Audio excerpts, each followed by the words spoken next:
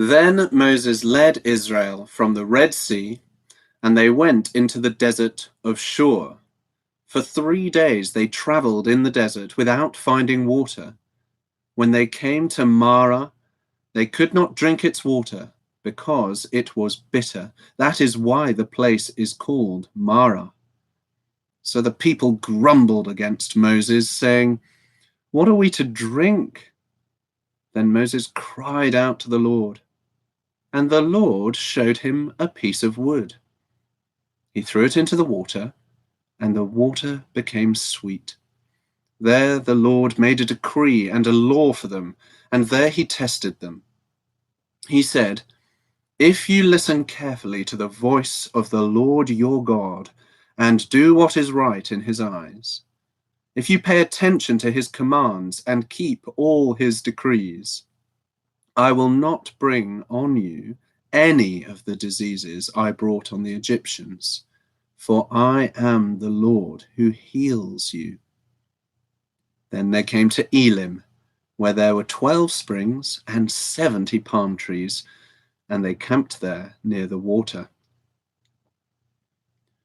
The whole Israelite community set out from Elim and came to the desert of Sin, which is between Elim and Sinai, on the 15th day of the 2nd month after they had come out of Egypt. In the desert, the whole community grumbled against Moses and Aaron. The Israelites said to them, "If only we had died by the Lord's hand in Egypt. There we sat round pots of meat and ate all the food we wanted. But you have brought us out into this desert to starve this entire assembly to death." Then the Lord said to Moses, "I will rain down bread from heaven for you. The people are to go out each day and gather enough for that day. In this way I will test them and see whether they will follow my instructions. On the 6th day, they are to prepare what they bring in, and that is to be twice as much as they gather on the other days." So Moses and Aaron said to all the Israelites, "In the evening you will know that it was the Lord who brought you out of Egypt, and in the morning you will see the glory of the Lord, because he has heard your grumbling against him. Who are we that you should grumble against us?" Moses also said, "You will know that it was the Lord when he gives you meat to eat in the evening and all the bread you want in the morning, because he has heard your grumbling against him. Who are we? You are not grumbling against us, but against the Lord." Then Moses told Aaron, "Say to the entire Israelite community, 'Come before the Lord, for he has heard your grumbling.'" While Aaron was speaking to the whole Israelite community, they looked towards the desert, and there was the glory of the Lord appearing in the cloud. The Lord said to Moses, "I have heard the grumbling of the Israelites. Tell them, at twilight you will eat meat, and in the morning you will be filled with bread. Then you will know that I am the Lord your God." That evening, quail came and covered the camp, and in the morning there was a layer of dew around the camp. When the dew was gone, thin flakes like frost on the ground appeared on the desert floor. When the Israelites saw it, they said to each other, "What is it?" For they did not know what it was. Moses said to them, "It is the bread the Lord has given you to eat. This is what the Lord has commanded. Each one is to gather as much as he needs. Take an omer for each person you have in your tent."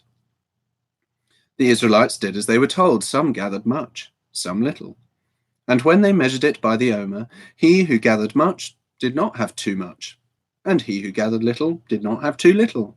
Each one gathered as much as he needed. Then Moses said to them, "No one is to keep any of it until morning." However, some of them paid no attention to Moses. They kept part of it until morning, but it was full of maggots and began to smell. So Moses was angry with them. Each morning, everyone gathered as much as he needed, and when the sun grew hot, it melted away. On the 6th day, they gathered twice as much, 2 omers for each person, and the leaders of the community came and reported this to Moses. He said to them, "This is what the Lord commanded. Tomorrow is to be a day of rest, a holy Sabbath to the Lord. So bake what you want to bake and boil what you want to boil. Save whatever is left and keep it until morning." So they saved it until morning, as Moses commanded, and it did not stink or get maggots in it. "Eat it today," Moses said, "because today is a Sabbath to the Lord. You will not find any of it on the ground today. 6 days you are to gather it, but on the 7th day, the Sabbath, there will not be any." Nevertheless, some of the people went out on the 7th day to gather it, but they found none. Then the Lord said to Moses, "How long will you refuse to keep my commands and my instructions? Bear in mind that the Lord has given you the Sabbath. That is why on the 6th day he gives you bread for 2 days. Everyone is to stay where he is on the 7th day. No one is to go out." So the people rested on the 7th day. The people of Israel called the bread manna. It was white like coriander seed and tasted like wafers made with honey. Moses said, "This is what the Lord has commanded. Take an omer of manna and keep it for the generations to come, so they can see the bread I gave you to eat in the desert when I brought you out of Egypt." So Moses said to Aaron, "Take a jar and put an omer of manna in it. Then place it before the Lord to be kept for the generations to come." As the Lord commanded Moses, Aaron put the manna in front of the testimony that it might be kept. The Israelites ate manna for 40 years until they came to a land that was settled. They ate manna until they reached the border of Canaan. An omer is 1/10 of an ephah. The whole Israelite community set out from the desert of Sin, traveling from place to place as the Lord commanded. They camped at Rephidim, but there was no water for the people to drink. So they quarreled with Moses and said, "Give us water to drink." Moses replied, "Why do you quarrel with me? Why do you put the Lord to the test?" But the people were thirsty for water there, and they grumbled against Moses. They said, "Why did you bring us up out of Egypt to make us and our children and livestock die of thirst?" Then Moses cried out to the Lord, "What am I to do with these people? They're almost ready to stone me." The Lord answered Moses, "Walk on ahead of the people. Take with you some of the elders of Israel, and take in your hand the staff with which you struck the Nile, and go. I will stand there before you by the rock at Horeb. Strike the rock, and water will come out of it for the people to drink." So Moses did this in the sight of the elders of Israel, and he called the place Massah and Meribah, because the Israelites quarreled, and because they tested the Lord, saying, "Is the Lord among us or not?" The Amalekites came and attacked the Israelites at Rephidim. Moses said to Joshua, "Choose some of our men and go out to fight the Amalekites. Tomorrow I will stand on top of the hill with the staff of God in my hands." So Joshua fought the Amalekites as Moses had ordered, and Moses, Aaron, and Hur went to the top of the hill. As long as Moses held up his hands, the Israelites were winning. But whenever he lowered his hands, the Amalekites were winning. When Moses' hands grew tired, they took a stone and put it under him, and he sat on it. Aaron and Hur held his hands up, one on one side, one on the other, so that his hands remained steady till sunset. So Joshua overcame the Amalekite army with the sword.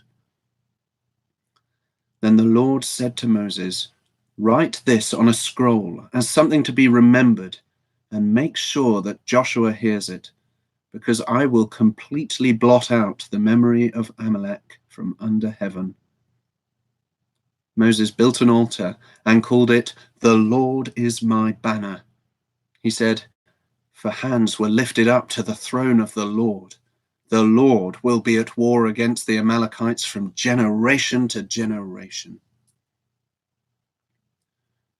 Now Jethro, the priest of Midian and father-in-law of Moses, heard of everything God had done for Moses and for his people Israel, and how the Lord had brought Israel out of Egypt.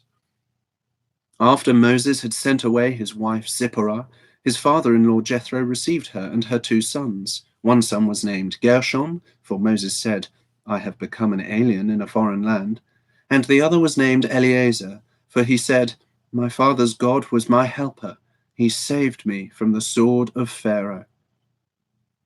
Jethro, Moses' father-in-law, together with Moses' sons and wife, came to him in the desert, where he was camped near the mountain of God. Jethro had sent word to him, I, your father-in-law Jethro, am coming to you with your wife and her 2 sons. So Moses went out to meet his father-in-law and bowed down and kissed him. They greeted each other and then went into the tent. Moses told his father-in-law about everything the Lord had done to Pharaoh and the Egyptian. Moses told his father-in-law about everything the Lord had done to Pharaoh and the Egyptians for Israel's sake, and about all the hardships they had met along the way, and how the Lord had saved them. Jethro was delighted to hear about all the good things the Lord had done for Israel in rescuing from the hand of the Egyptians. He said, praise be to the Lord, who rescued you from the hand of the Egyptians and of Pharaoh, and who rescued the people from the hand of the Egyptians. Now I know that the Lord is greater than all other gods, for he did this to those who had treated Israel arrogantly. Then Jethro, Moses' father-in-law, brought a burnt offering and other sacrifices to God, and Aaron came with all the elders of Israel to eat bread with Moses' father-in-law in the presence of God. The next day Moses took his seat to serve as judge for the people, and they stood round him from morning till evening. When his father-in-law saw all that Moses was doing for the people, he said, what is this you are doing for the people? Why do you alone sit as judge, while all these people stand round you from morning till evening? Moses answered him, because the people come to me to seek God's will. Whenever they have a dispute, it is brought to me, and I decide between the parties and inform them of God's decrees and laws. Moses' father-in-law replied, what you are doing is not good. You and these people who come to you will only wear yourselves out. The work is too heavy for you. You cannot handle it alone. Listen now to me, and I'll give you some advice, and may God be with you. You must be the people's representative before God and bring their disputes to him. Teach them the decrees and laws, and show them the way to live and the duties they are to perform. But select capable men from all the people, men who fear God, trustworthy men who hate dishonest gain, and appoint them as officials over thousands, hundreds, fifties, and tens.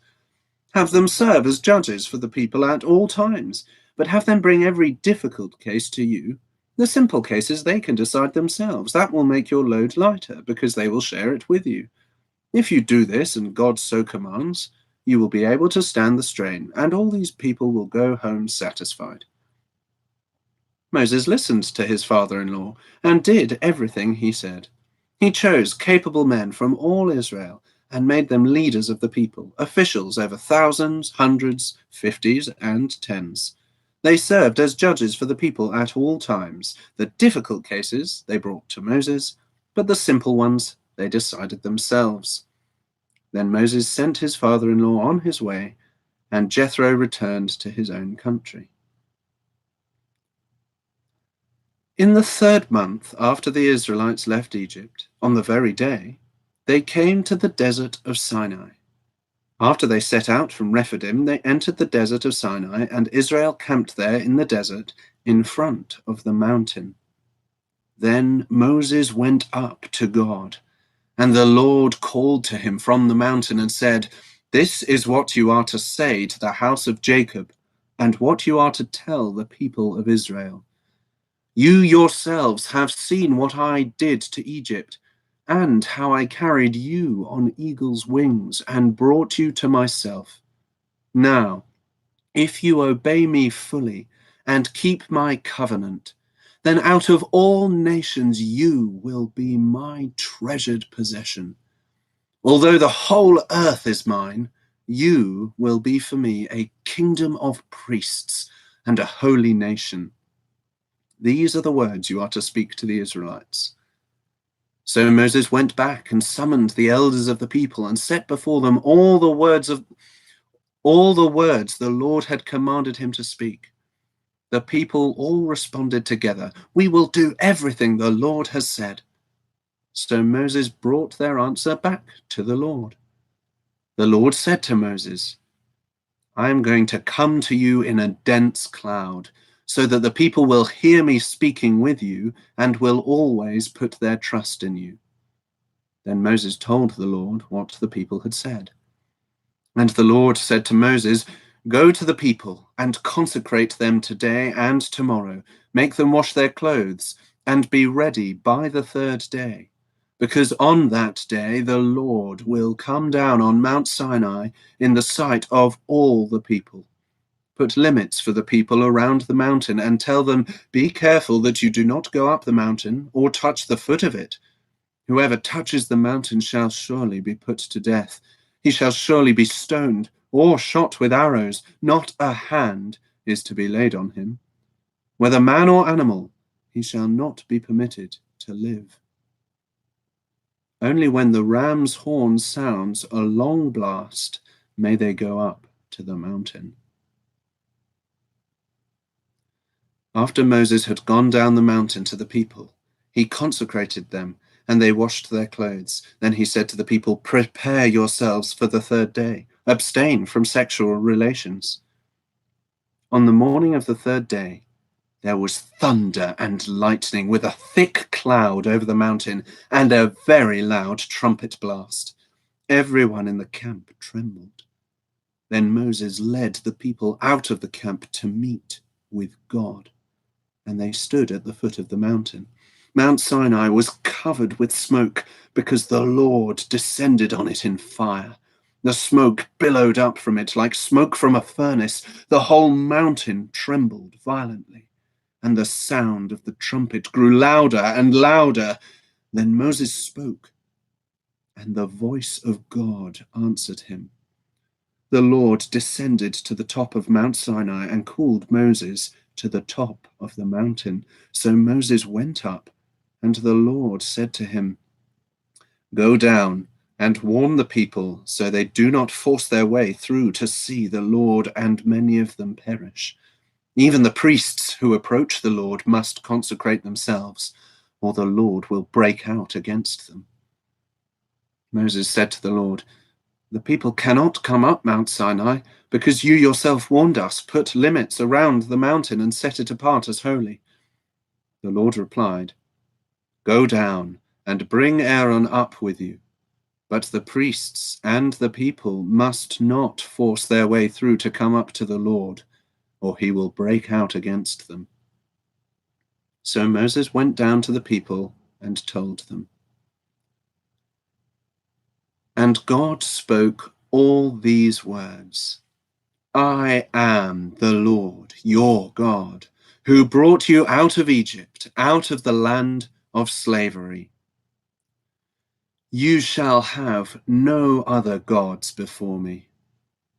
You shall not make for yourself an idol in the form of anything in heaven above, or on the earth beneath, or in the waters below. You shall not bow down to them or worship them, for I, the Lord your God, am a jealous God, punishing the children for the sin of the fathers to the third and fourth generation of those who hate me, but showing love to 1,000 generations of those who love me and keep my commandments. You shall not misuse the name of the Lord your God, for the Lord will not hold anyone guiltless who misuses his name. Remember the Sabbath day by keeping it holy. 6 days you shall labor and do all your work, but the seventh day is a Sabbath to the Lord your God. On it you shall not do any work, neither you nor your son or daughter, nor your manservant or maidservant, nor your animals, nor the alien within your gates. For in 6 days the Lord made the heavens and the earth, the sea and all that is in them, but he rested on the 7th day. Therefore the Lord blessed the Sabbath day and made it holy. Honor your father and your mother, so that you may live long in the land the Lord your God is giving you. You shall not murder. You shall not commit adultery. You shall not steal. You shall not give false testimony against your neighbor. You shall not covet your neighbor's house. You shall not covet your neighbor's wife, or his manservant or maidservant, his ox or donkey, or anything that belongs to your neighbor. When the people saw the thunder and lightning and heard the trumpet and saw the mountain in smoke, they trembled with fear.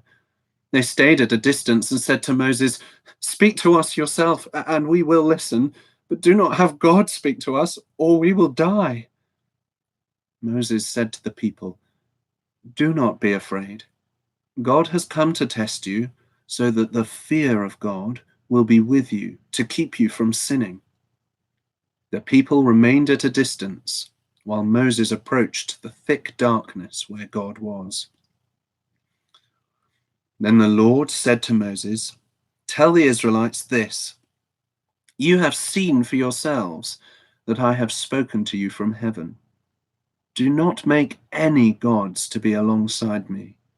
Do not make for yourselves gods of silver or gods of gold. Make an altar of earth for me, and sacrifice on it your burnt offerings and fellowship offerings, your sheep and goats and your cattle. Wherever I cause my name to be honored, I will come to you and bless you. If you make an altar of stones for me, do not build it with dressed stones, for you will defile it if you use a tool on it. And do not go up to my altar on steps, lest your nakedness be exposed on it." These are the laws you are to set before them. If you buy a Hebrew servant, he is to serve you for 6 years, but in the 7th year he shall go free, without paying anything. If he comes alone, he is to go free alone, but if he has a wife when he comes, she is to go with him. If his master gives him a wife, and she bears him sons or daughters, the woman and her children shall belong to her master, and only the man shall go free. But if the servant declares, "I love my master and my wife and children, and do not want to go free," then his master must take him before the judges. He shall take him to the door or the doorpost and pierce his ear with an awl. Then he will be his servant for life. If a man sells his daughter as a servant, she is not to go free as men servants do. If she does not please the master who has selected her for himself, he must let her be redeemed. He has no right to sell her to foreigners, because he has broken faith with her. If he selects her for his son, he must grant her the rights of a daughter. If he marries another woman, he must not deprive the first one of her food, clothing, and marital rights. If he does not provide her with these 3 things, she is to go free, without any payment of money. Anyone who strikes a man and kills him shall surely be put to death. However, if he does not do it intentionally, but God lets it happen, he is to flee to a place I will designate. But if a man schemes and kills another man deliberately, take him away from my altar and put him to death. Anyone who attacks his father or his mother must be put to death. Anyone who kidnaps another and either sells him or still has him when he is caught must be put to death. Anyone who curses his father or mother must be put to death. If men quarrel and one hits the other with a stone or with his fist and he does not die but is confined to bed, the one who struck the blow will not be held responsible if the other gets up and walks around outside with his staff. However, he must pay the injured man for the loss of his time and see that he is completely healed. If a man beats his male or female slave with a rod, and the slave dies as a direct result, he he must be punished. But he is not to be punished if the slave gets up after a day or two, since the slave is his property. If men who are fighting hit a pregnant woman and she gives birth prematurely, but there is no serious injury, the offender must be fined whatever the woman's husband demands and the court allows. But if there is serious injury, you are to take life for life, eye for eye, tooth for tooth, hand for hand, foot for foot, burn for burn, wound for wound, bruise for bruise. If a man hits a manservant or maidservant in the eye and destroys it, he must let the servant go free to compensate for the eye. And if he knocks out the tooth of a manservant or maidservant, he must let the servant go free to compensate for the tooth. If a bull gores a man or a woman to death, the bull must be stoned to death, and its meat must not be eaten. But the owner of the bull will not be held responsible. If, however, the bull has had the habit of goring, and the owner has been warned but has not kept it penned up, and it kills a man or woman, the bull must be stoned, and the owner also must be put to death. However, if payment is demanded of him, he may redeem his life by paying whatever is demanded. This law also applies if the bull gores a son or a daughter. If the bull gores a male or female slave, the owner must pay 30 shekels of silver to the master of the slave, and the bull must be stoned. If a man uncovers a pit or digs one and fails to cover it, and an ox or a donkey falls into it, the owner of the pit must pay for the loss. He must pay its owner, and the dead animal will be his. If a man's bull injures the bull of another and it dies, they are to sell the live one and divide both the money and the dead animal equally. However, if it was known that the bull had the habit of goring, yet the owner did not keep it penned up, the owner must pay, animal for animal, and the dead animal will be his. If a man steals an ox or a sheep and slaughters it or sells it, he must pay back 5 head of cattle for the ox and 4 sheep for the sheep. If a thief is caught breaking in and is struck so that he dies, the defender is not guilty of bloodshed. But if it happens after sunrise, he is guilty of bloodshed. A thief must certainly make restitution, but if he has nothing, he must be sold to pay for his theft. If the stolen animal is found alive in his possession, whether ox or donkey or sheep, he must pay back double.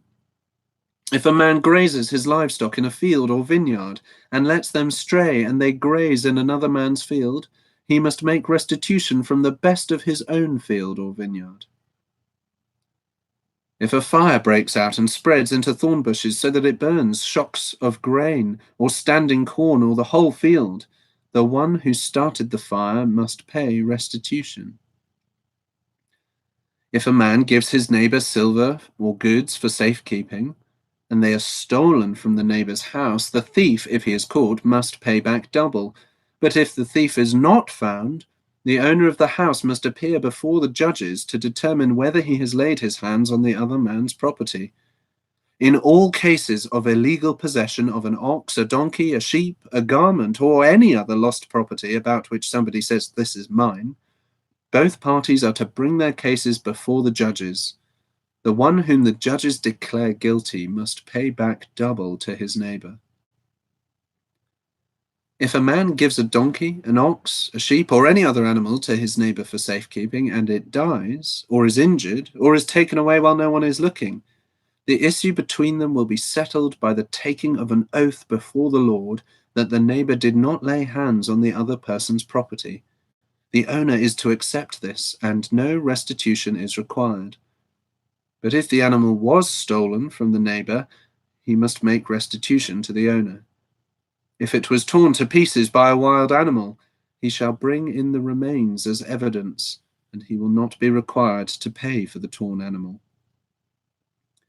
If a man borrows an animal from his neighbor and it is injured or dies while the owner is not present, he must make restitution.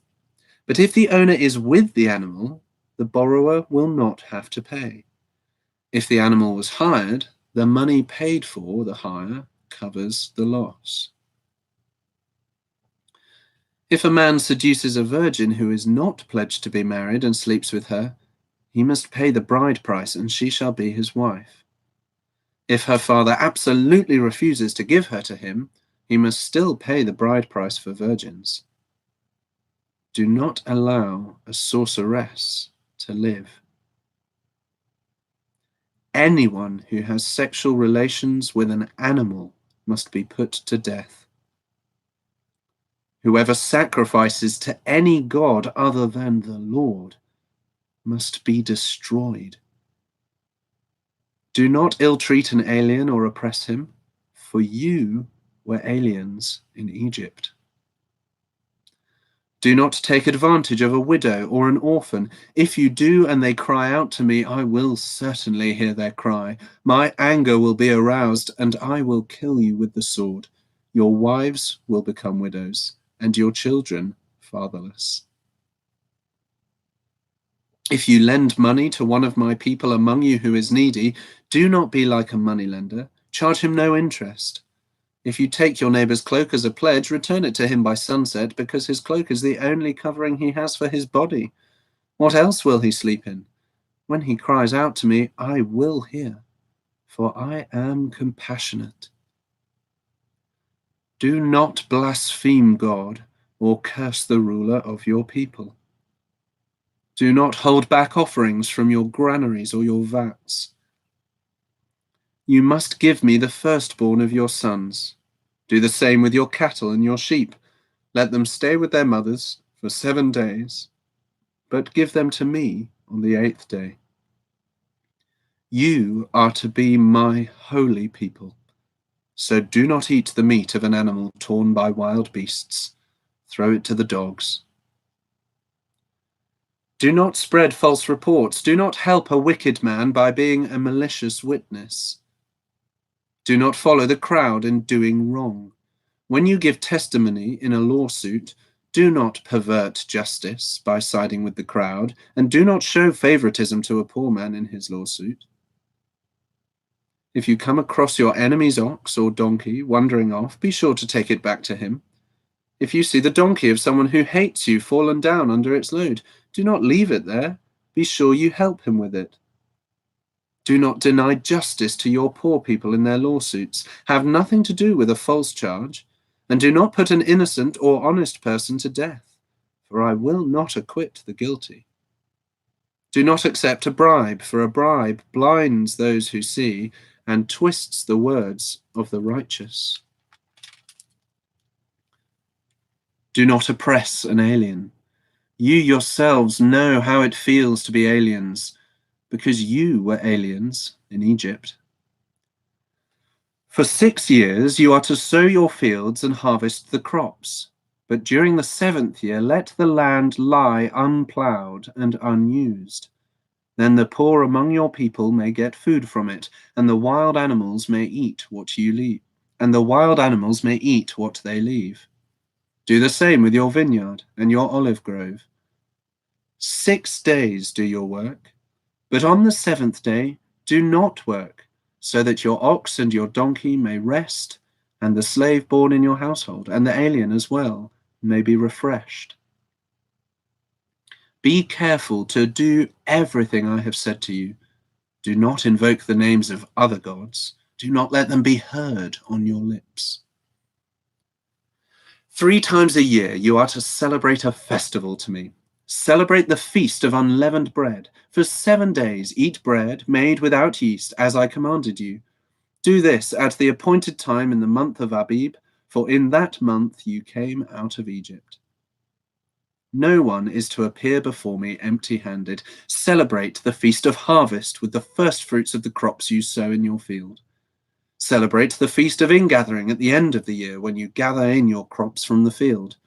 3 times a year all the men are to appear before the sovereign Lord. Do not offer the blood of a sacrifice to me along with anything containing yeast.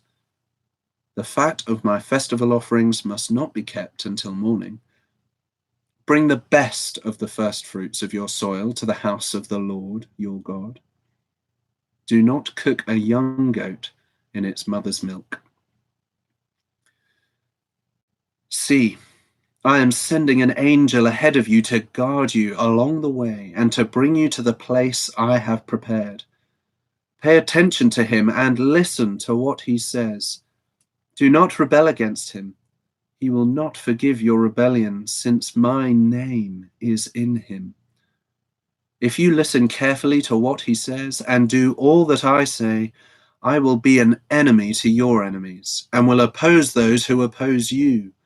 My angel will go ahead of you and bring you into the land of the Amorites, Hittites, Perizzites, Canaanites, Hivites, and Jebusites, and I will wipe them out. Do not bow down before their gods, or worship them, or follow their practices. You must demolish them and break their sacred stones to pieces. Worship the Lord, your God, and his blessing will be on your food and water. I will take away sickness from among you, and none will miscarry or be barren in your land. I will give you a full lifespan. I will send my terror ahead of you and throw into confusion every nation you encounter. I will make all your enemies turn their backs and run. I will send the hornet ahead of you to drive the Hivites, Canaanites, and Hittites out of your way. But I will not drive them out in a single year, because the land would become desolate and the wild animals too numerous for you.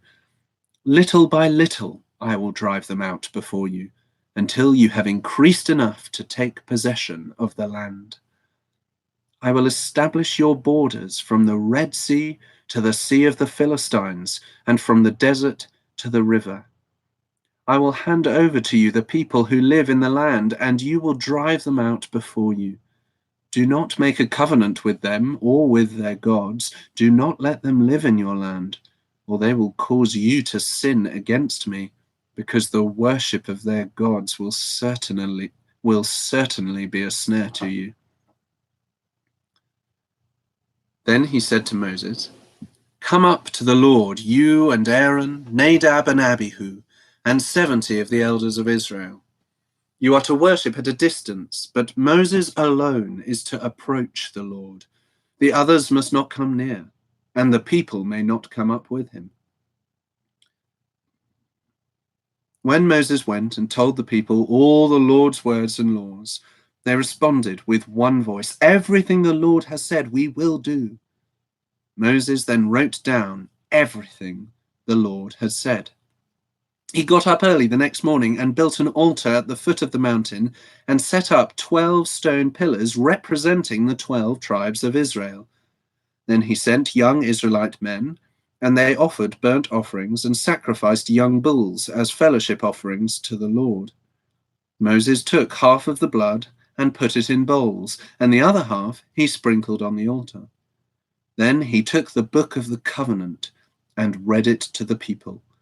They responded, We will do everything the Lord has said. We will obey. Moses then took the blood, sprinkled it on the people, and said, This is the blood of the covenant that the Lord has made with you in accordance with all these words.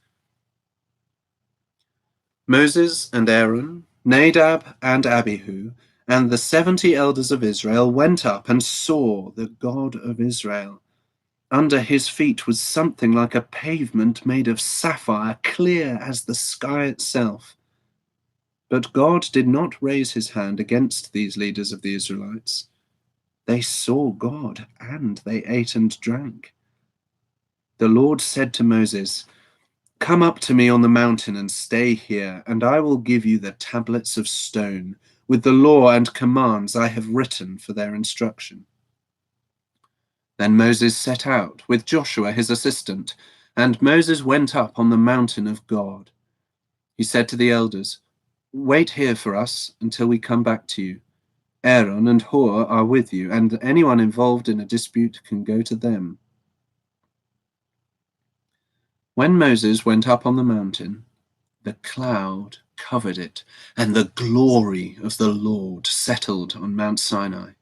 For 6 days the cloud covered the mountain, and on the 7th day The Lord called to Moses from within the cloud. To the Israelites, the glory of the Lord looked like a consuming fire on top of the mountain. Then Moses entered the cloud as he went on up the mountain, and he stayed on the mountain 40 days and 40 nights. The Lord said to Moses, "Tell the Israelites to bring me an offering.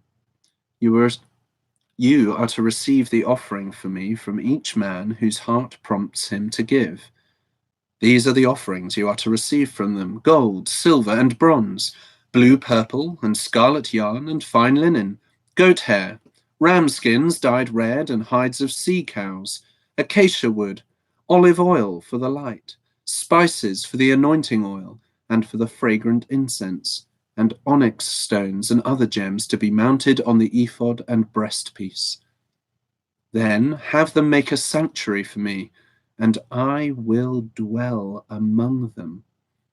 Make this tabernacle and all its furnishings exactly like the pattern I will show you. Have them make a chest of acacia wood, 2.5 cubits long, 1.5 cubits wide, and 1.5 cubits high. Overlay it with pure gold, both inside and out, and make a gold molding around it. Cast 4 gold rings for it, and fasten them to its 4 feet, with 2 rings on one side and 2 rings on the other. Then make poles of acacia wood and overlay them with gold. Insert the poles into the rings on the sides of the chest to carry it. The poles are to remain in the rings of this ark. They are not to be removed. Then put in the ark the testimony which I will give you. Make an atonement cover of pure gold, 2.5 cubits long and 1.5 cubits wide, and make 2 cherubim out of hammered gold at the ends of the cover. Make 1 cherub on one end, and the 2nd cherub on the other. Make the cherubim of one piece with the cover at the 2 ends. The cherubim are to have their wings spread upwards, overshadowing the cover with them. The cherubim are to face each other, looking towards the cover. Place the cover on top of the ark, and put in the ark the testimony which I will give you. There, above the cover, between the 2 cherubim that are over the ark of the testimony, I will meet with you and give you all my commands for the Israelites. Make a table of acacia wood, 2 cubits long, 1 cubit wide, and 1.5 cubits high. Overlay it with pure gold, and make a gold molding around it. Also make around it a rim a handbreadth wide, and put a gold molding on the rim. Make 4 gold rings for the table, and fasten them to the 4 corners where the 4 legs are. The rings are to be close to the rim to hold the poles used in carrying the table. Make the poles of acacia wood, overlay them with gold, and carry the table with them. And make its plates and dishes of pure gold, as well as its pitchers and bowls for the pouring out of offerings. Put the bread of the presence on this table to be before me at all times. Make a lampstand of pure gold, and hammer it out, base and shaft. Its flower-like cups, buds, and blossoms shall be of one piece with it. 6 branches are to extend from the sides of the lampstand, 3 on one side and 3 on the other. 3 cups shaped like almond flowers with buds and blossoms are to be on one branch, 3 on the next branch, and the same for all 6 branches extending from the lampstand. And on the lampstand there are to be 4 cups shaped like almond flowers with buds and blossoms. 1 bud shall be under the first pair of branches extending from the lampstand, a 2nd bud under the 2nd pair, and a 3rd bud under the 3rd pair, 6 branches in all. The buds and branches shall all be of one piece with the lampstand, hammered out of pure gold. Then make it 7 lamps, and set them up on it so that they light the space in front of it. Its wick trimmers and trays are to be of pure gold. A talent of pure gold is to be used for the lampstand and all these accessories. See that you make them according to the pattern shown you on the mountain. Make the tabernacle with 10 curtains of finely twisted linen and blue, Make the tabernacle with 10 curtains of finely twisted linen and blue, purple, and scarlet yarn, with cherubim worked into them by a skilled craftsman. All the curtains are to be the same size, 28 cubits long and 4 cubits wide. Join 5 of the curtains together and do the same with the other 5. Make loops of blue material along the edge of the end curtain in one set, and do the same with the end curtain in the other set. Make 50 loops on one curtain and 50 loops on the end curtain of the other set, with the loops opposite each other. Then make 50 gold clasps and use them to fasten the curtains together so that the tabernacle is a unit. Make curtains of goat hair for the tent over the tabernacle, 11 altogether. All 11 curtains are to be the same size, 30 cubits long and 4 cubits wide. Join 5 of the curtains together into one set and the other 6 into another set. Fold the sixth curtain double at the front of the tent. Make 50 loops along the edge of the end curtain in one set and also along the edge of the end curtain in the other set. Then make 50 bronze clasps and put them in the loops to fasten the tent together as a unit. As for the additional length of the tent curtains, the half curtain that is left over is to hang down at the rear of the tabernacle. The tent curtains will be a cubit longer on both sides. What is left will hang over the sides of the tabernacle so as to cover it. Make for the tent a covering of ram skins dyed red, and over that a covering of hides of sea cows. Make upright frames of acacia wood for the tabernacle. Each frame is to be 10 cubits long and a cubit and a half wide, with two projections set parallel to each other. Make all the frames of the tabernacle in this way. Make 20 frames for the south side of the tabernacle and make 40 silver bases to go under them, 2 bases for each frame, 1 under each projection. For the other side, the north side of the tabernacle, make 20 frames and 40 silver bases, 2 under each frame. Make 6 frames for the far end, that is, the west end of the tabernacle, and make 2 frames for the corners at the far end. At these 2 corners they must be double from the bottom all the way to the top and fitted into a single ring. Both shall be like that. So there will be 8 frames and 16 silver bases, 2 under each frame. Also make crossbars of acacia wood, 5 for the frames on one side of the tabernacle, 5 for those on the other side, and 5 for the frames on the west at the far end of the tabernacle. The center crossbar is to extend from end to end at the middle of the frames. Overlay the frames with gold and make gold rings to hold the crossbars. Also overlay the crossbars with gold. Set up the tabernacle according to the plan shown you on the mountain. Make a curtain of blue, purple, and scarlet yarn and finely twisted linen with cherubim worked into it by a skilled craftsman. Hang it with gold hooks on 4 posts of acacia wood overlaid with gold and standing on 4 silver bases. Hang the curtain from the clasps and place the Ark of the Testimony behind the curtain. The curtain will separate the holy place from the most holy place. Put the atonement cover on the Ark of the Testimony in the most holy place. Place the table outside the curtain on the north side of the tabernacle and put the lampstand opposite it on the south side. For the entrance to the tent, make a curtain of blue, purple, and scarlet yarn and finely twisted linen, the work of an embroiderer. Make gold hooks for this curtain and 5 posts of acacia wood overlaid with gold, and cast 5 bronze bases for them. Build an altar of acacia wood 3 cubits high. Let's try that again. Build an altar of acacia wood 3 cubits high. It is to be square, 5 cubits long and 5 cubits wide. Make a horn at each of the 4 corners so that the horns and the altar are of one piece, and overlay the altar with bronze. Make all its utensils of bronze, its pots to remove the ashes, and its shovels, sprinkling bowls, meat forks, and fire pans. Make a grating for it, a bronze network, and make a bronze ring at each of the 4 corners of the network. Put it under the ledge of the altar so that it is halfway up the altar. Make poles of acacia wood for the altar and overlay them with bronze. The poles are to be inserted into the rings, so they will be on 2 sides of the altar when it is carried. Make the altar hollow out of boards. It is to be made just as you were shown on the mountain. Make a courtyard for the tabernacle. The south side shall be 100 cubits long, and it is to have curtains of finely twisted linen, with 20 posts and 20 bronze bases, and with silver hooks and bands on the posts. The north side shall also be 100 cubits long, and is to have curtains, with 20 posts and 20 bronze bases, and with silver hooks and bands on the posts. The west end of the courtyard shall be 50 cubits wide, and have curtains, with 10 posts and 10 bases.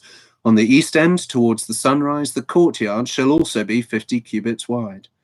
Curtains 15 cubits long are to be on one side of the entrance, with 3 posts and 3 bases, and curtains 50 cubits long are to be on the other side, with 3 posts and 3 bases. For the entrance to the courtyard, provide a curtain 20 cubits long, of blue, purple, and scarlet yarn, and finely twisted linen, the work of an embroiderer, with 4 posts and 4 bases. All the posts around the courtyard are to have silver bands and hooks, and bronze bases. The courtyard shall be 100 cubits long and 50 cubits wide, with curtains of finely twisted linen 5 cubits high, and with bronze bases. All the other articles used in the service of the tabernacle, whatever their function, including all the tent pegs for it and those for the courtyard, are to be of bronze. Command the Israelites to bring you clear oil of pressed olives for the light, so that the lamps may be kept burning. In the tent of meeting, outside the curtain that is in front of the testimony, Aaron and his sons are to keep the lamps burning before the Lord from evening till morning. This is to be a lasting ordinance among the Israelites for the generations to come. Have Aaron, your brother, brought to you from among the Israelites, with his sons Nadab and Abihu, Eleazar and Ithamar, so that they may serve me as priests. Make sacred garments for your brother Aaron, to give him dignity and honor. Tell all the skilled men to whom I have given wisdom in such matters that they are to make garments for Aaron for his consecration, so that he may serve me as priest. These are the garments they are to make: a breastpiece, an ephod, a robe, a woven tunic, a turban, and a sash. They are to make these sacred garments for your brother Aaron and his sons, so that they may serve me as priests. Make them use gold and blue, purple, and scarlet yarn, and fine linen. Make the ephod of gold, and of blue, purple, and scarlet yarn, and of finely twisted linen, the work of a skilled craftsman. It is to have 2 shoulder pieces attached to 2 of its corners, so that it can be fastened. Its skillfully woven waistband is to be like it, of 1 piece with the ephod, and made with gold, and with blue, purple, and scarlet yarn, and with finely twisted linen. Take 2 onyx stones, and engrave on them the names of the sons of Israel in the order of their birth, 6 names on 1 stone, and the remaining 6 on the other. Engrave the names of the sons of Israel on the 2 stones, the way a gem cutter engraves a seal. Then mount the stones in gold filigree settings, and fasten them on the shoulder pieces of the ephod as memorial stones for the sons of Israel. Aaron is to bear the names on his shoulders as a memorial before the Lord. Make gold filigree settings and 2 braided chains of pure gold, like a rope, and attach the chains to the settings. Fashion a breastpiece for making decisions, the work of a skilled craftsman. Make it like the ephod, of gold and of blue, purple, and scarlet yarn, and of finely twisted linen. It is to be square, a span long and a span wide, and folded double. Then mount 4 rows of precious stones on it.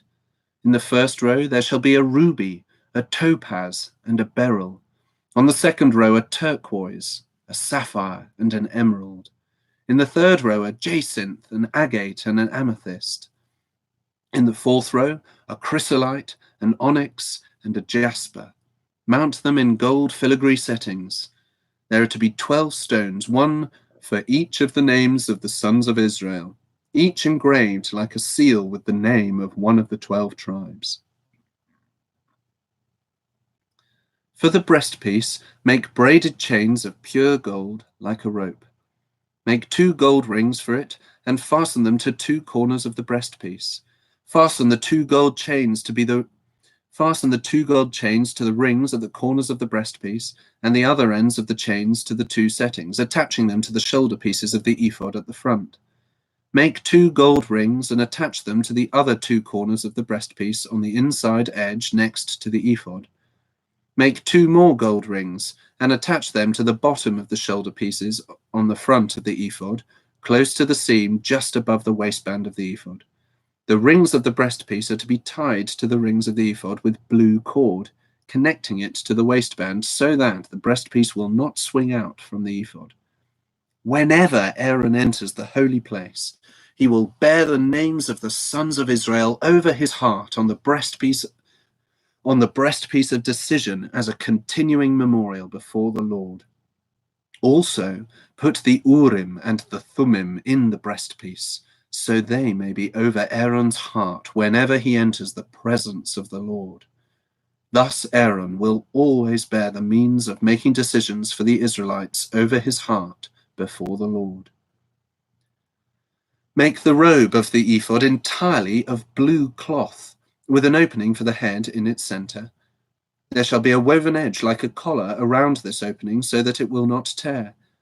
Make pomegranates of blue, purple, and scarlet yarn around the hem of the robe, with gold bells between them. The gold bells and the pomegranates are to alternate around the hem of the robe. Aaron must wear it when he ministers.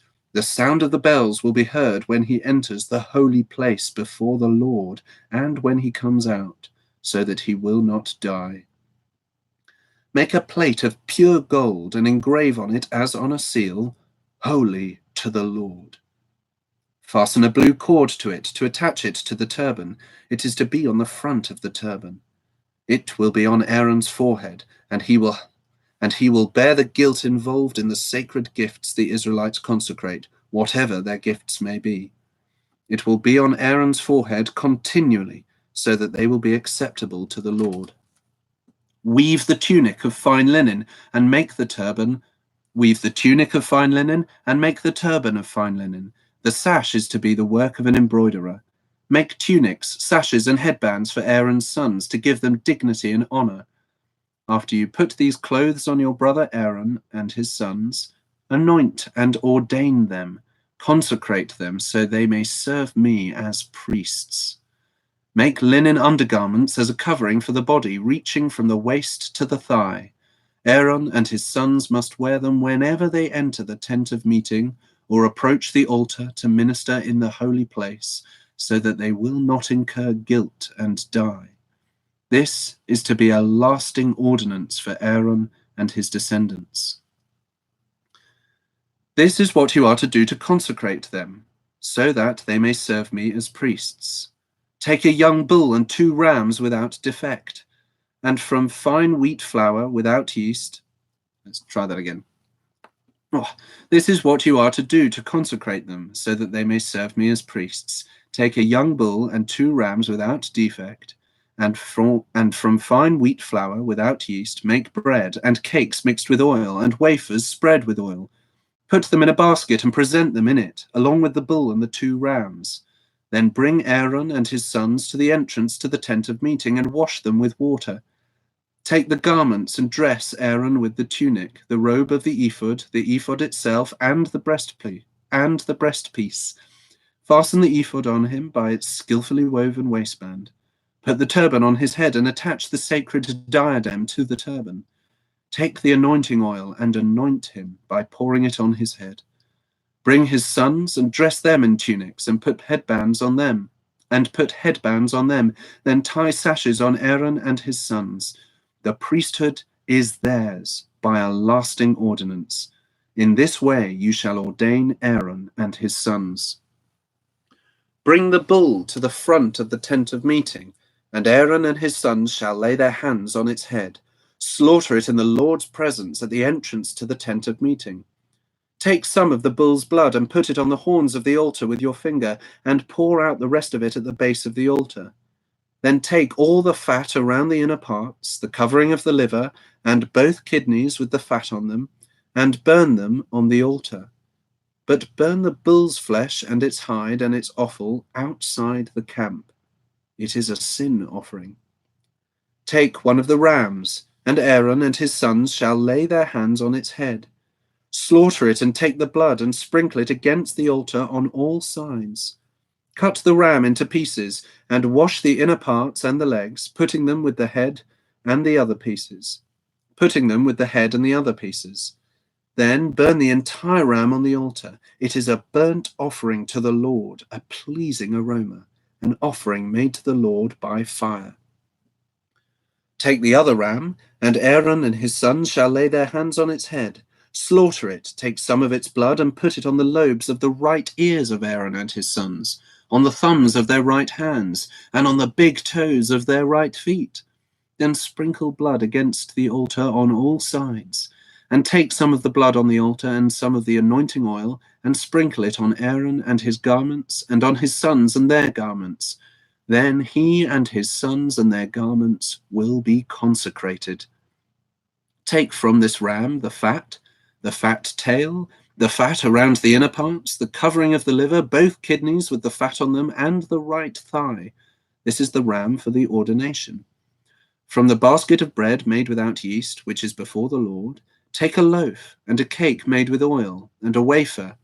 Put all these in the hands of Aaron and his sons and wave them before the Lord as a wave offering. Then take them from their hands and burn them on the altar along with the burnt offering for a pleasing aroma to the Lord, an offering made to the Lord by fire. After you take the breast of the ram for Aaron's ordination, wave it before the Lord as a wave offering, and it will be your share. Consecrate those parts of the ordination ram that belong to Aaron and his sons, the breast that was waved and the thigh that was presented. This is always to be the regular share from the Israelites for Aaron and his sons. It is the contribution the Israelites are to make to the Lord from their fellowship offerings. Aaron's sacred garments will belong to his descendants so that they can be anointed and ordained in them. The son who succeeds him as priest and comes to the tent of meeting to minister in the holy place is to wear them 7 days.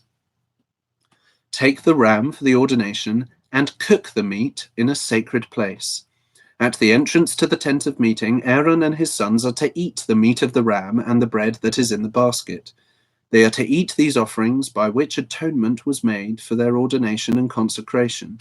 But no one else may eat them, because they are sacred. And if any of the meat of the ordination ram or any bread is left over till morning, burn it up. It must not be eaten, because it is sacred. Do for Aaron and his sons everything I have commanded you, taking 7 days to ordain them. Sacrifice a bull each day as a sin offering to make atonement. Purify the altar by making atonement for it, and anoint it to consecrate it. For 7 days make atonement for the altar and consecrate it. Then the altar will be most holy, and whatever touches it will be holy. This is what you are to offer on the altar regularly each day: 2 lambs a year old. Offer one in the morning and the other at twilight. With the first lamb, offer 1/10 of an ephah of fine flour mixed with 1/4 of a hin of oil from pressed olives and 1/4 of a hin of wine as a drink offering. Sacrifice the other lamb at twilight with the same grain offering and its drink offering as in the morning, a pleasing aroma, an offering made to the Lord by fire. For the generations to come, this burnt offering is to be made regularly at the entrance to the tent of meeting before the Lord. There I will meet you and speak to you. There also I will meet with the Israelites, and the place will be consecrated by my glory. So I will consecrate the tent of meeting and the altar, and will consecrate Aaron and his sons to serve me as priests. Then I will dwell among the Israelites and be their God. They will know that I am the Lord their God, who brought them out of Egypt, so that I might dwell among them. I am the Lord their God. Make an altar of acacia wood for burning incense. It is to be square, a cubit long and a cubit wide, and 2 cubits high, its horns of one piece with it. Overlay the top and all the sides and the horns with pure gold, and make a gold molding around it. Make 2 gold rings for the altar below the molding, 2 on opposite sides, to hold the poles used to carry it. Make the poles of acacia wood and overlay them with gold. Put the altar in front of the curtain that is before the ark of the testimony, before the atonement cover that is over the testimony, where I will meet with you. Aaron must burn fragrant incense on the altar every morning when he tends the lamps. He must burn incense again when he lights the lamps at twilight, so that the incense will burn regularly before the Lord for the generations to come. Do not offer on this altar any other incense or any burnt offering or grain offering, and do not pour a drink offering on it. Once a year, Aaron shall make atonement on its horns. This annual atonement must be made with the blood of the atoning sin offering for the generations to come. It is most holy to the Lord. Then the Lord said to Moses, when you take a census of the Israelites to count them, each one must pay the Lord a ransom for his life at the time he is counted. Then no plague will come on them when you number them. Each one who crosses over to those already counted is to give a half shekel, according to the sanctuary shekel, which weighs 20 gerahs. This half shekel is an offering to the Lord. All who cross over, those 20 years old or more, are to give an offering to the Lord. The rich are not to give more than half a shekel, and the poor are not to give less when you make the offering to the Lord to atone for your lives. Receive the atonement money from the Israelites and use it for the service of the tent of meeting. It will be a memorial for the Israelites before the Lord, making atonement for your lives. Then the Lord said to Moses, make a bronze basin with its bronze stand for washing. Place it between the tent of meeting and the altar, and put water in it. Aaron and his sons are to wash their hands and feet with water from it. Whenever they enter the tent of meeting, they shall wash with water, so that they will not die. Also, when they approach the altar to minister by presenting an offering made to the Lord by fire, they shall wash their hands and feet, so that they will not die. This is to be a lasting ordinance for Aaron and his descendants for the generations to come. Then the Lord said to Moses, take the following fine spices, 500 shekels of liquid myrrh, half as much, that is, 250 shekels of fragrant cinnamon, 250 shekels of fragrant cane, 500 shekels of cassia, all according to the sanctuary shekel, and a hin of olive oil. Make these into a sacred anointing oil, a fragrant blend, the work of a perfumer. It will be the sacred anointing oil. Then use it to anoint the tent of meeting, the ark of the testimony, the table and all its articles, the lampstand and its accessories, the altar of incense, the altar of burnt offering and all its utensils, and the basin with its stand. You shall consecrate them so that they will be most holy. You shall consecrate them. I'm going to start that verse again. You shall consecrate them so they will be most holy, and whatever touches them will be holy. Anoint Aaron and his sons and consecrate them so they may serve me as priests. Say to the Israelites, this is to be my sacred anointing oil for the generations to come.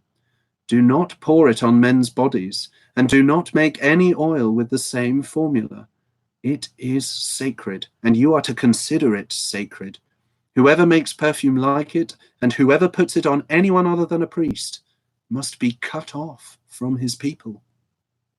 Then the Lord said to Moses, take fragrant spices, gum resin, onycha, and galbanum, and pure frankincense, all in equal amounts, and make a fragrant blend of incense, the work of a perfumer. It is to be salted and pure and sacred. Grind some of it to powder and place it in front of the testimony in the tent of meeting, where I will meet with you. It shall be most holy to you. Do not make any incense with this formula for yourselves. Consider it holy to the Lord. Whoever makes any like it to enjoy its fragrance must be cut off from his people. Then the Lord said to Moses, See, I have chosen Bezalel, son of Uri, the son of Hur, of the tribe of Judah, and I have filled him with the Spirit of God, with skill, ability, and knowledge in all kinds of crafts, to make artistic designs for work in gold, silver, and bronze, to cut and set stones, to work in wood, and to engage in all kinds of craftsmanship. Moreover, I have appointed Oholiab, son of Ahisamach, of the tribe of Dan, to help him. Also, I have given skill to all the craftsmen to make everything I have commanded you: the tent of meeting, the ark of the testimony with the atonement cover on it, and all the other furnishings of the tent, the table and its articles, the pure gold lampstand and all its accessories, the altar of incense, the altar of burnt offering and all its utensils, the basin with its stand, and also the woven garments, both the sacred garments for Aaron the priest and the garments for his sons when they serve as and also the woven garments, both the sacred garments for Aaron the priest and the garments for his sons when they serve as priests, and the anointing oil and fragrant incense for the holy place. They are to make them just as I commanded you. Then the Lord said to Moses, Say to the Israelites, You must observe my Sabbaths. This will be a sign between me and you for the generations to come, so that you may know that I am the Lord who makes you holy. Observe the Sabbath, because it is holy to you. Anyone who desecrates it must be put to death. Whoever does any work on that day must be cut off from his people. For 6 days work is to be done, but the 7th day is a Sabbath of rest, holy to the Lord. Whoever does any work on the Sabbath day must be put to death. The Israelites are to observe the Sabbath, celebrating it for the generations to come as a lasting covenant. It will be a sign between me and the Israelites forever. For in 6 days the Lord made the heavens and the earth, and on the 7th day he abstained from work and rested. When the Lord finished speaking to Moses on Mount Sinai, he gave him the 2 tablets of the testimony, the tablets of stone inscribed by the finger of God.